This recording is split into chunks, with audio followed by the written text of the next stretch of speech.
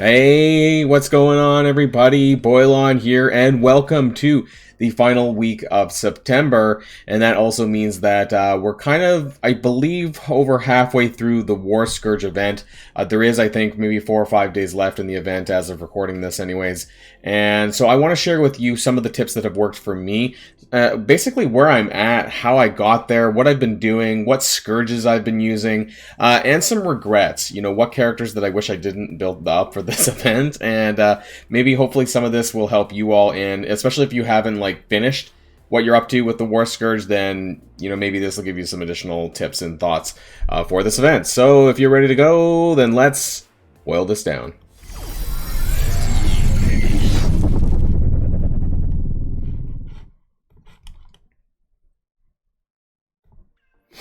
So we're going to start here. Now, this is my latest Scourge run.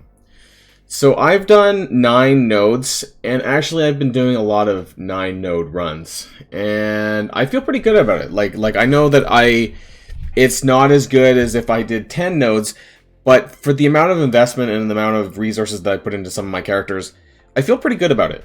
So the reason why I decided to do 9 nodes is because when I ran node 5, I could basically just clear it and I didn't have to worry too much about it. You know, because if I'm not clearing node 10, you know, it doesn't matter where people's energies are, it doesn't matter where their health is, I just have to clear the node and that's it. And I think I could probably do node 10 if I was very, very particular.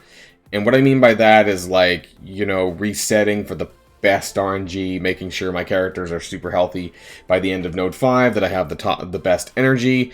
What I find to be difficult about that, though, is that, at least for node 5, it tends to clear really fast. I don't even know is node 5 even here. It tends to clear really, really quickly, and why that happens, or how that happens, is because THOR does so much damage. And we know that really it's all about THOR and his passive going off, and he does so much damage that I often can't control how fast I clear the node. Therefore, I can't really control my character's hit points, I can't control their ability energy, and so some of that struggles a little bit. Now, at least when you're running Valkyrie, to some degree, if you were to kill them off in node 10, you know, maybe Heimdall or Sif or something like that, you get some energy back. I think you get like 2 energy if it triggers all the buffs and things like that, so that helps a little bit. But yeah, so this is my node 5 that I ran. I didn't even use Heimdall in this. And so because I'm not using and frankly, I could have probably used, if I was being very particular as well and not used Iron Man in Bionic Avengers, for example, I could have probably saved Iron Man for node 5 and used somebody else like Squirrel Girl with my Bionic Avengers that I was using there. So for this, you know, I probably didn't even need to level up Sif to where she's at right now. Now, she's not super huge. She's about 140k, but that's still like gear 14. I believe I'm like level 80. We'll check it out in a minute. And so I think the only 3 characters that I'm okay with really is THOR, absolutely, because I did a video about that before anyways. My first impressions was because this still really is all about THOR. But I managed to squeeze in my T'Challa here, who's gear tier 16, who I use for Dark Dimension 5, and then Valkyrie and Mighty Thor. Basically the newer characters and THOR, who I would have substituted in, like Hulk and Iron Man. You know, those are 2 characters that you could use for this node 5 if you don't have T'Challa. I do like T'Challa because he really helps in blinding and stealing energy from Omega Red at the beginning, which is what I normally do, and which I did. If you watched, if you needed some tips, I have my node 510 clears there. But, you know, I got 2.658 million score. Okay. And it's pretty good. It's you know, I'm not a super hardcore player. For people who watch my channel, you know that I'm not going to be a top 100. I'm not. Dorky Dad's awesome. You know, number 7. I can't do that though. That's not me. So it's not going to be from the same perspective as him. But oh, okay, I dropped a little bit. Okay, I'm in the top 2,500 still. I'm probably not going to stay in the top 2,500 unless I add some more Scourges on. And I don't know if I want to. And there's a couple of reasons for that. And that's mostly because I don't care, actually, that much. I would love a 6-star, but, like, I don't want to just bash... I don't want to spend hours and hours and hours of screen time to improve my score just a little bit, I guess, is what I'm saying. And I don't know how much higher I can go with the investment of my characters that I have, actually. But, you know, it's a very good score nonetheless, and I'm very happy with that. So whether or not I get a 6-star or a high 5-star, I'm personally okay with that. So if you do want a 6-star, you do need to be in the top 2,500 here, which is enough shards to get you that 510 shards total. Otherwise, any of these will get you about 5-star all the way up until about 5 to 6%. Now, how many placements is this percentage? Right now, I believe it's 2,000 to 2,200 per 1%. You do need to score about 100k. You need to score 100k in order to rank. I did see a photo of a total amount of players is about 275k right now, but that's not people who have hit the 100k. So I think that flexibly, 2k is probably a good benchmark for 1%. Therefore, you need to be roughly in the top 12,000 if you want to get a 5-star. So for those of you who are looking to get that, then that's a pretty reasonable goal for you to just watch out for your rank and where you're at for that. Now, in terms of the Scourges that I'm using for this, now, because I'm using 296, which is a lot. It's almost all of them. I'm not using the hit points ones, so plus 10%, plus 20%, and plus 40%, which I believe is a total of 25 points or 26, 27 points. There's like 400 something total Scourges. So I have almost all of them, except for some of the bigger ones. I don't have the cleansing one. So Dark Resolve 3, which, by the way, I thought they were going to update the text on this to actually say that it was bugged, but you're getting it for free, basically. And I'm not sure if it has. We'll go through this, and then I'll do a new run just to see if they change this text on that. But yeah, I don't know how much more I can... Actually, I can probably do that now, and it'll still show all these that I have. Yeah, we're going to do that. And there we go, new high score, you know, so I did beat it. But I'm not beating no 10 on that one. So this is what I've been running. Yeah, it doesn't say that. They said they were going to modify the text to tell people that it was a bug Scourge and that they were going to get it for free. And they haven't done this yet. So what are they waiting for? Is it going to happen today? On Monday? Or what? So I'm not running experimental serums. I'm not running gloating because if I do need to do a burner team, this is really bad for that. It's only worth 5 points. But I'm basically using pretty much everything else. Pyrrhic Victory, again, does not have the text description there to tell you that it's bugged. These are 2 bugged ones. Also, where is it? The power... No. Is it Power Fatigue?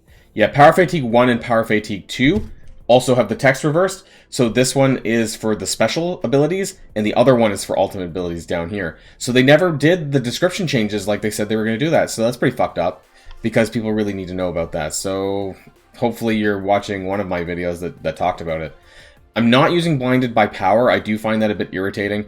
And Strong Opener. So these are 2 ones I skipped. If I were to add more Scourges on to do a better 9-node run, I honestly, like, I would be forced into a couple. And you can see, like, I basically have all of them. I don't have the health one on, but Energy Absorption and Rope-a-Dope. Those are the 2 only other ones with big points that I'm not running. And the reason I could probably run Energy Absorption to it would just be annoying. Because basically negative effects do nothing. Stun does nothing, actually, because they cleanse stun. So really the only thing that works is slow to some degree, because then their turn is not coming up as frequently. And they still heal 10% per negative effect, which is a lot. Rope-a-Dope. The way that you would want to run Rope-a-Dope is changing all of your Skirmishers and Raiders to anything else. And actually, what would be interesting, and I'm too lazy to do this, but if you really want to maximize your points, to use Rope-a-Dope, and you can see how 30 points gives me almost 200k, actually gives me more than that, 210k for Rope-a-Dope on difficulty 8. How would I run Rope-a-Dope? Well, you change all of them to Fortifier, because if you change everyone to Fortifier, then they take advantage of Butterfly Effect. When a Fortifier character uses an ultimate ability, spread positive effects on that character to adjacent allied characters. So you change all of your Skirmishers and all your Raiders to Fortifier to take advantage of Butterfly Effect while not being penalized for this, because you're not applying Vulnerable. So there's no... Well, with the exception of a few characters who actually do it. It's Cloak and Dagger, right? Or Cloak? Are you even using Cloak? No, I don't think... I'm not even sure if you are. I don't think you use Cloak on this one. So it doesn't matter, right? Like, if you're not actually applying Vulnerable with a skill, then you're not... You can put on Rope-a-Dope. And that would involve changing most of your characters that you're running in the Scourge event to a different ISO. So that's going to cost a lot of green ISO crystals. Now, this is a good idea if you're willing to do that, but I'm not, and I don't want to spend whatever green ISOs for like 30 of my characters to do that. But this is still a good idea. So if you want to get some extra points, use Rope-a-Dope. It's actually very interesting because it does absolutely nothing if you're not applying Vulnerable, right? So it's not that bad. But then you're not getting the addition, you know, your strikers are not following up because you don't have Vulnerable. And, you know, if you need any other focus stuff. So now I want to talk about the roster, though. You know, my roster. What regrets do I have? And I said this, I alluded to this a little bit, and I think I overinvested in my Heroes Guardians. Because I'm doing a 9-node run, I kind of wish I didn't. I kind of wish I didn't gear tier 14 Heimdall, but luckily for me, I didn't take him too much higher than that. I didn't take him to 15, I would have regretted 15, and I don't believe that anyone should take him to 15. I didn't really use any T4s, I just kept him here at 14 level 76. Because I'm not even using him on node 5. Right? And so that would have been a colossal waste to take him up any further. Sif, I did take... She's only gear tier 14 as well, actually. I didn't take her to 15 either. Part of this is because I'm actually out of Uru. So I don't have enough to do it anyways. But I did take her to level 85 for gold. I did use Sif in my node 5, but I probably could have got away without using her. Like I said, if I substituted in for Iron Man and Hulk. And, you know... I'm okay with the investment that I did put into these characters. The other three. Thor, Mighty Thor, Valkyrie. It's fine. I'm okay with that. They were gear tier 15. They weren't super expensive to build either. And for the shards that we had, because of the Heroes Guardians, were relatively easy to get shards for. Because of Summer of Blunders and all of that. And the campaign event for Valkyrie. And Thor really being the carry. I wouldn't take him to gear tier 16 though. I don't think you need to do that. I don't think it's necessary to get a good score. And you could just get gear tier 15, get some levels. I didn't even take him to 90, but if you really wanted to like push his damage, you could take him to 90, and that would be acceptable as well. I don't think you need to take him to gear tier 16. I think that's a little bit too high. And it's Mystic gear that, well, you know, I would need for, say, Spider Weaver, who is out right now, who I did gear tier 16. So if I 16 Thor, I may have had a little bit of an issue with having to put gear on Spider Weaver. So I just don't think it was a good investment. And more broadly, I'm just not happy about the Heroes Guardians team in War. I don't know about you guys, but I feel like you have to take them up to the extreme. Like 1 million before they actually do well. Because when I'm fighting them, I do use my Eternals. I use Icarus and Cersei and Loki here, actually, to get the speed bar for Cersei. And I can normally, like, my Icarus can normally use an ult and one-shot everyone on the field up to about 800k. And they all just drop. With 2 characters. So it feels like a lot of wasted investment, at least in War. And I don't want to take them to the extent that you need to in order to make them more valid. So I really didn't like having to build Heroes Guardians for this Scourge. So what I would recommend for people who haven't finished it now, and for people into the future who may be watching this as well for maybe a second pass down the line, but we'll probably talk about that later, closer to that second time, is utilizing Wave 1, believe it or not, because most people are not going to want to do Ravagers either, because they're minions based, or T'Challa. And so really I would do Thor, Mighty Thor, Valkyrie, Iron Man, and Hulk. And that's it. That's probably all you need. For a 9-node run, that's probably all you need. You might be able to get away with I don't know, like if you're doing lower difficulties, you could probably even get away with using Black Widow, honestly, because of the speed up. But other than that, this is it. Honestly, because of their reworks, because of Iron Man and Hulk's reworks, and Thor still getting charges when they get hit as well. And it kind of utilizes that. And I believe maybe Iron Man still gives some buffs. Yeah, so... Oh, no, wait, sorry, he gains damage. Allies gain 10% crit, so he gains 10% crit. Thor will gain 10% crit. He's going to lose crit for not having Heimdall at his... I'm pretty sure Heimdall gives like 25% on his passive, so you're net negative, I guess, 15%. By not having Heimdall on the field if you have Iron Man instead. But that being said, they both have stat reworks, both Iron Man and Hulk. And Thor is going to do a lot of the heavy lifting anyway, so why does it really matter? So if you want to save your resources for something better down the line that's coming up pretty soon, you know, whether it's Tangled Web, whether it's the Death Scourge team that's really on the horizon next patch, which is probably by November, or by late October rather, then that's what you're going to do.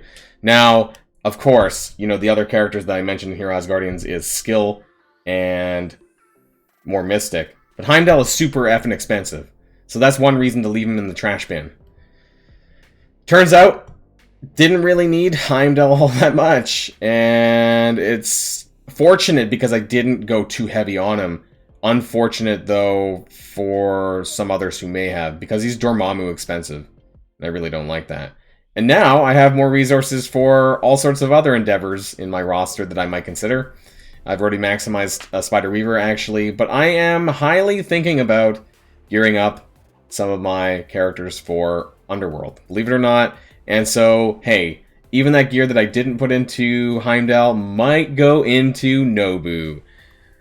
Who knows? I'm just trying to have some fun in this game, and so hopefully some of those tips help you anyways. We still have, like, what, 5 days left of the War Scourge. That's mostly this week here.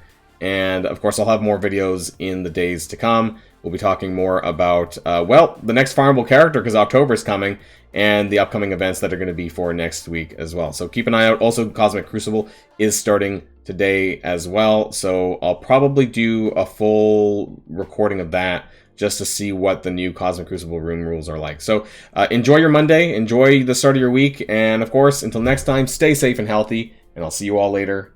Boilon signing out.